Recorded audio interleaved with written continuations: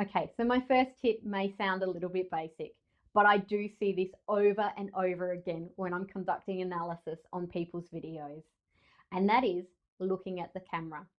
Now, we're talking about here actually looking at the lens of the camera, not just at the camera screen. So this is more for those who are recording on their smartphones or on their webcams, rather than those using SLR style cameras. Now, you may be aware that the camera on your phone or webcam is actually only that small little lens. It's not the screen where you can see yourself displayed. And the reason that this is so important is because, as you're probably aware, eye contact when communicating with somebody is so important. And if you don't get this right, you're not going to be having eye contact with your audience. So eye contact in any form of communication is absolutely vital. It shows trust and well-being. It builds rapport if done well. And some of those people who have the most amazing eye contact can make you feel like the most important person in the world. And you can do this through your camera.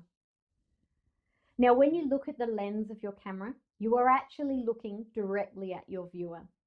If I change my view to looking at the screen on my camera, then I am actually looking over your shoulder. And if this was a webcam on a computer, I'd probably be looking down at your chest. Can you see the difference there? It does make a huge difference. Okay, so here's a little tip for you. And if I could show you my camera right now, this is what you would see. On here is a smartphone, and it's just a sticky note with a hole cut out for where the lens of the camera is.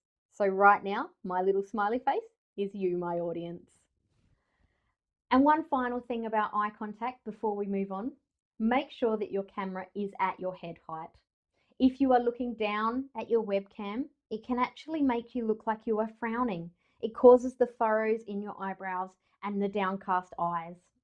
If you have the camera set too high and you're looking up at your viewers, it actually gives them the position of power and you start to lose the authority that you've been building. One final thing while we're still talking about eyes. Now, Confucius said, "Look into his pupils, he cannot hide himself."